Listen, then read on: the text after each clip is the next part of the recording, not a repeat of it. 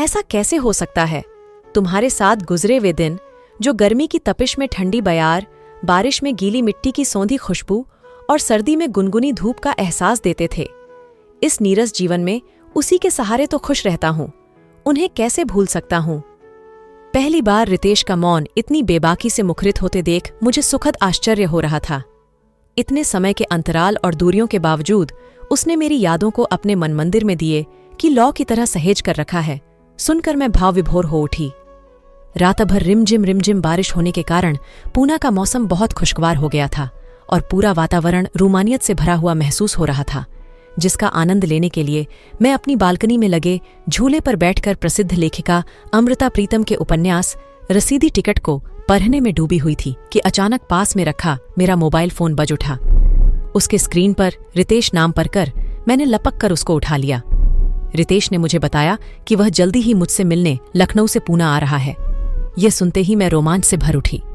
एक अजीब सी गुदगुदी और सिहरन मेरे मन में होने लगी, लेकिन तुरंत उसी समय मैं गहन सोच में पड़ी डीएच गई कि अपने पति हर्षित से रितेश का किस रिश्ते से परिचय करवाऊंगी। आज की नई पीढ़ी के समान बढ़े अधिकार से मेरा दोस्त या मेरा सहपाठी कहकर परिचय करवाने की तो मैं कल्पना भी नहीं कर सकती थी। तुरंत कब, क्यों, कैसे और कहां, प्रश्नों के कटघरे में मुझे खड्डी दिया कर दिया जाएगा। थोड़ी देर आत्ममंथन करने के बाद मैंने मन ही मन निर्णय ले लिया और उसके आने के दिन का बेसब्री से इंतजार करने लगी। वह दिन भी आ गया जब रितेश ने मेरे घर के दरवाजे पर दस्तक दी। दरवाजा खोलते समय मेरे दिल की धड़कनें बढ़ गईं, चेहरा भी खुशी से आरक्त हो गया। मैंने अपने पर थोड़ा संयम रखते हुए दरवाजा खोला और उसे देखते ही बोली, अरे रितेश, तुम बिना सूचना के अचानक यहां कैसे? इतने वर्षों बाद मिले हो, लेकिन बिल्कुल नहीं बदले। मेरा एड्रेस किससे मिला? अच्छा, हाँ, भाभी से मिला होगा। उसे देखते ही घबराहट में एक सांस में ही मैंने अनजान बनने का नाटक करते हुए इतने सारे प्रश्न पूछ डाले। अब अंदर भी आने दोगी कि दरवाजे पर ही सब पूछ लोगी? रितेश ने भी चेहरे पर सामान्य भाव लाते हुए अनौपचारिकता से कहा। उसके अंदर आते ही मैंने अपने चेहरे पर तटस्थ भाव लाते हुए हर्षित से उसका परिचय करवाया। ये रितेश मेरी भाभी का भाई। इससे 22 वर्ष पहले रमेश भैया के विवाह में ही मिलना हुआ था। तभी भाभी के भाई के रिश्ते के नाते आपस में काफी हंसी मजाक हुआ था। आइए आइए, ये तो तुम लोगों की बातों से ही अंदाजा हो रहा है, तभी तो इतने वर्षों बाद भी इतने सहज रूप से बातें हो रही हैं। एक क्लाइंट से मिलने के लिए पूना आना हुआ तो दीदी से यह तो मालूम था ही कि तुम यहां रहती हो, इसलिए उनसे तुम्हारा एड्रेस लेकर तुमसे मिलने के लिए आ गया। मैंने तुम्हें सरप्राइज देने के लिए पूर्व सूचना नहीं दी, रितेश ने सफाई देते हुए सहजता से बताया। अच्छा भाई, मुझे तो काम पर जाने में देर हो रही है, शाम को मिलता हूं। तब तक तुम लोग आपस में बातें करो। आज तो यहीं रुकेंगे ना? नहीं, रात को 8 बजे की फ्लाइट है, मैं शाम को 6 बजे निकल जाऊंगा। ठीक है, मैं उससे पहले आने की पूरी कोशिश करूंगा। यह कहकर हर्षित चला गया। एकांत पाते ही मैं और रितेश थोड़ी देर के लिए इस अप्रत्याशित मिलन के कारण अचंभित मूक दर्शक बने एक दूसरे को देखते रहे। शरीर के बाहरी आवरण में तो हमारी उम्र की छाप दिखाई दे रही थी, लेकिन दिल की हालत में हम दोनों के कोई अंतर नहीं आया था। हमारी वही स्थिति थी जब प्यार के इजहार के बाद दो प्रेमियों के पहली बार मिलने पर होती है। फोन पर इतने समय से संपर्क में रहने के बाद भी बातों का सूत्र जोड़ने में हम दोनों की परिस्थितियां आदड्डे आ रही थीं। शब्द ढूंढने से भी नहीं मिल रहे थे। रितेश तो संयम के साथ मूक योगी की तरह बैठा था, लेकिन मुझे लगा कि इतने वर्षों बाद मिलने पर मैं अपने को रितेश की आगोश में जाने से नहीं रोक पाऊंगी। इसलिए असमंजस की स्थिति को टालने के लिए मैं चाय बनाने के बहाने उठकर जाने लगी। मेरे उठते ही रितेश ने मेरा हाथ पकड़ा लिया। मेरे दिल की धड़कनें तेज हो गईं। मैं अपने को रोक नहीं पाई और उसके करीब बैठकर उससे लिपट गई। रितेश ने भी मुझे अपने बाहुपाश में बांधकर अपनी स्वीकृति की मुहर लगा दी। सागर में सरिता का विलय हो गया। हम दोनों काफी देर तक ऐसे ही मौन रहकर प्यार की गहराई को महसूस करते रहे। मौन स्पर्श में आत्मिक प्यार का एहसास शब्दों की अभिव्यक्ति से भी गहरा था। हमने पूरा समय एक साथ बहुत सारी पिछली बातें याद करके तथा एक दूसरे की हर गतिविधि में रुचि लेकर बिताया। शाम को हर्षित के ऑफिस से लौटने के पहले ही रितेश ने एक बार फिर मुझे आगोश में लेकर विदा ली। मैं सोच में पड़ीडीएच गई।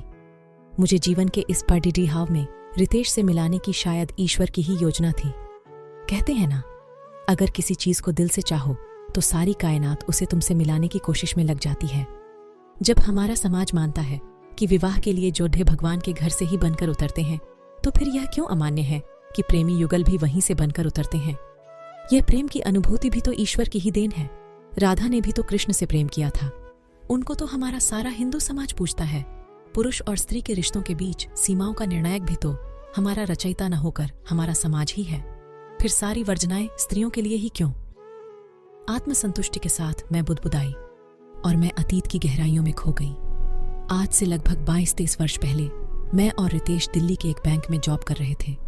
धीरे धीरे हम दोनों एक दूसरे का साथ पसंद करने लगे और कब हम दोनों के मन में प्यार का बीज प्रस्फुटित होने लगा, पता ही नहीं चला। लेकिन रितेश अपने अंतर्मुखी स्वभाव के कारण और मैं इस संकोच में कि पहल रितेश ही करे, समय बीत रहा था। खामोशी जुबां से भी अधिक मुखरित होती है। मौन रहकर भी एक दूसरे के हाव भाव से यह तो स्पष्ट हो ही गया था कि हम दोनों ही आगे का जीवन एक साथ बिताना चाहते थे। लेकिन इससे पहले कि हम अपनी भावनाओं को शब्दों का जामा पहनाते, अचानक रितेश अपने पिता की हृदयाघात की खबर सुनकर अपने घर लखनऊ चला गया। जीवन भी कैसे कैसे रंग दिखाता है। कभी कभी जब हम खुशी की चरम सीमा पर होते हैं, तभी उसी के समानांतर हमें ऐसा आघात लगता है कि हम हिल जाते हैं और हमारे जीवन के पर्दे पर मंजर बदल जाता है। मेरे साथ भी यही हुआ। उस समय पत्र ही एकमात्र संपर्क का साधन था, लेकिन यह सोचकर कि पता नहीं वहां वह किस स्थिति में होगा और पत्र किसी के हाथ न लग जाए, मेरी हिम्मत ही नहीं हुई उसको पत्र लिखने की। और उसका भी कोई पत्र नहीं आया। वह अध्याय वहीं समाप्त हो गया। काश उस समय भी मोबाइल की सुविधा होती। मैंने एक आह भरी। मेरा विवाह तो होना ही था। उसके बिना उस जमाने में लड़की डडकियों के जीवनापन की कल्पना भी नहीं की जा सकती थी। जब हर्षित मुझे देखने आया तो कीमती सूट और गले में मोटी सोने की चेन में सजा उसका व्यक्तित्व उसके धनाढ्य होने की गवाही तो दे रहे थे, लेकिन मेरी चाहत के फ्रेम में जो एक बुद्धिजीवी पुरुष था, उसके व्यक्तित्व से वह बिल्कुल मेल नहीं खा रहा था। लेकिन उस समय लडीडीडीएचकी को अपनी पसंद नापसंद बताने का अधिकार ही कहाँ दिया जाता था। माँ बाप का ही एकाधिकार होता था और नापसंद करने का कोई कारण भी तो नहीं था, क्योंकि हर्षित में वे सभी गुण थे जो माता पिता अपने दामाद में चाहते हैं।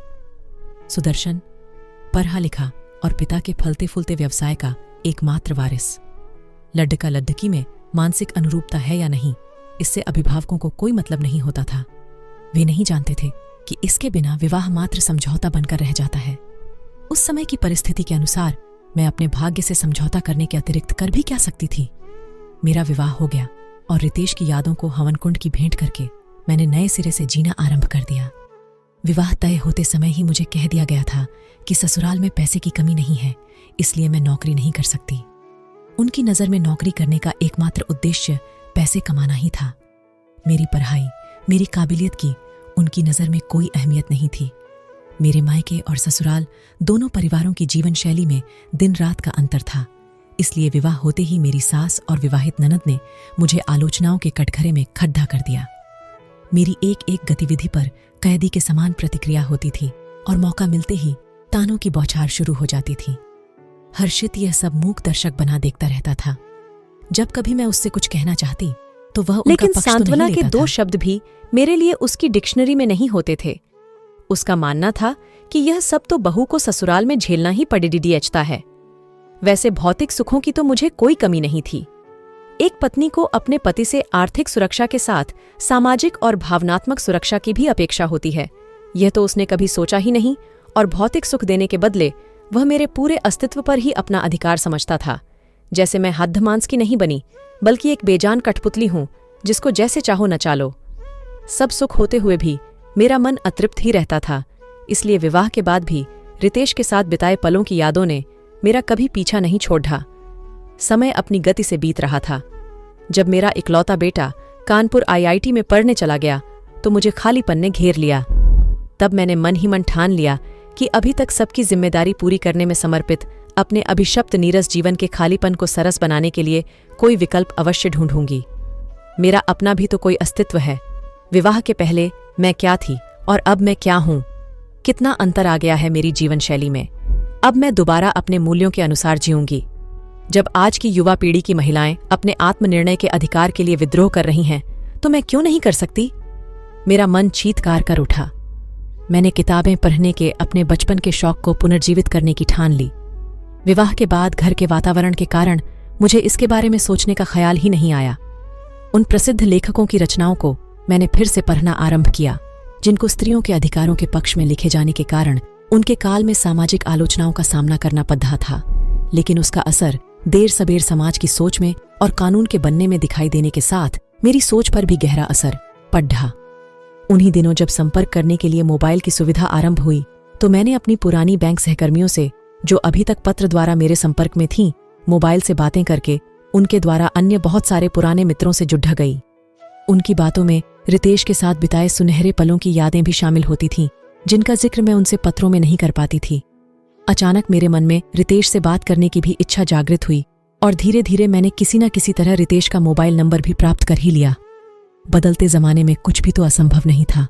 मैंने झिझकते हुए उसके नंबर पर कॉल किया तो उधर से आवाज आई, हेलो, आप कौन? उसकी आवाज सुनकर 45 वर्ष की परिपक्व अवस्था में भी नवयौवना की तरह मेरे दिल की धड़ धड़कनें बढ़ गईं। मैं राशि, मैंने धीरे से कहा। राशि, तुम? राशि पांडे?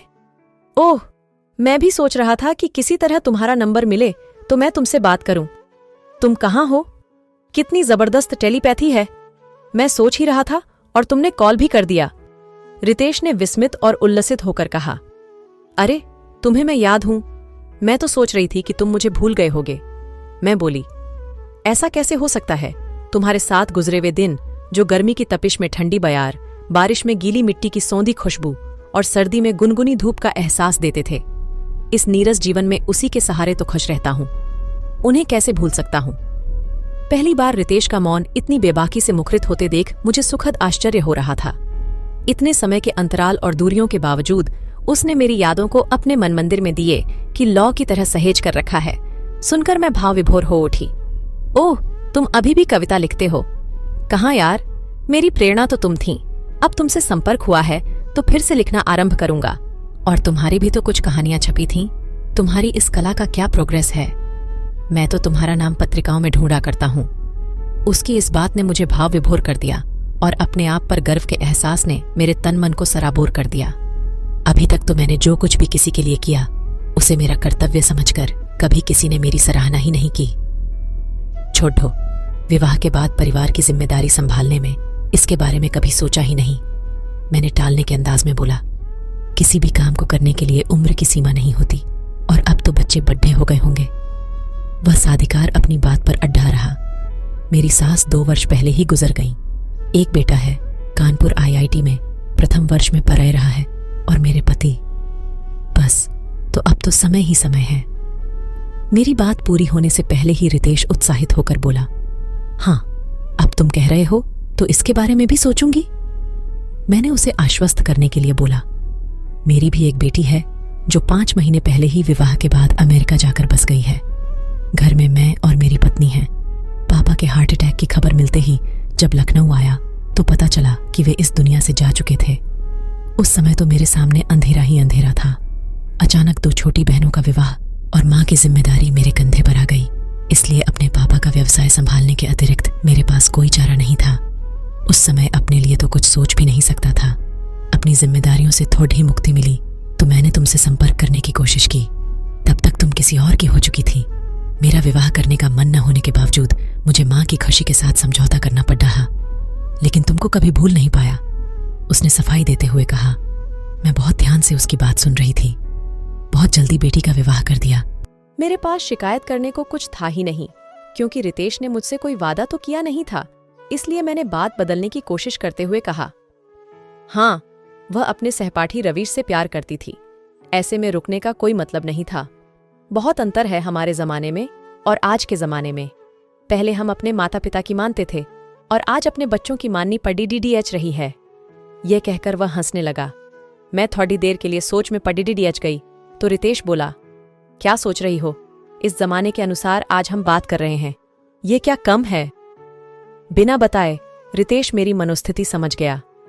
अच्छा, बाद में बात करते हैं। मैंने सामने से हर्षित को आते देखा तो यह कहकर फोन काट दिया। किससे बात कर रही थी? हर्षित ने हमेशा की तरह पूछा। अपनी एक सहेली से, मैंने लापरवाही से उत्तर दिया। हाँ, मैंने रितेश से बात करके कुछ भी तो अनैतिक नहीं किया। तुम्हें मेरे लिए फुर्सत ही कहाँ है? मुझे भी तो कोई चाहिए जो मुझे समझे। मुझे अपने लिए भी तो जीने का अधिकार है। मैं क्यों अपराध भावना से ग्रसित हूं? फिर अपराध भावना जैसी मानसिक बीमारी बिना कोई अपराध किए अधिकतर महिलाओं को ही क्यों घेरे रहती है?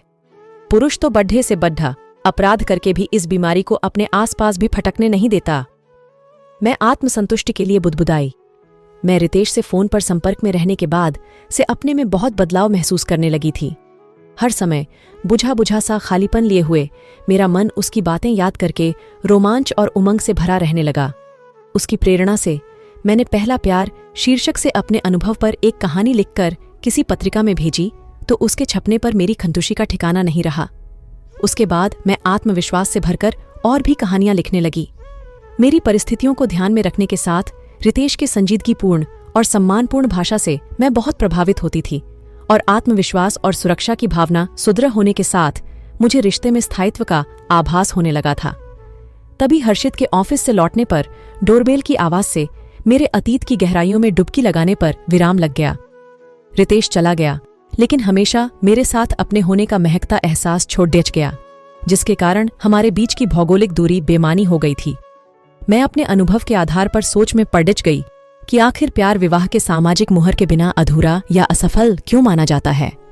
साथ होने का एहसास ही काफी है।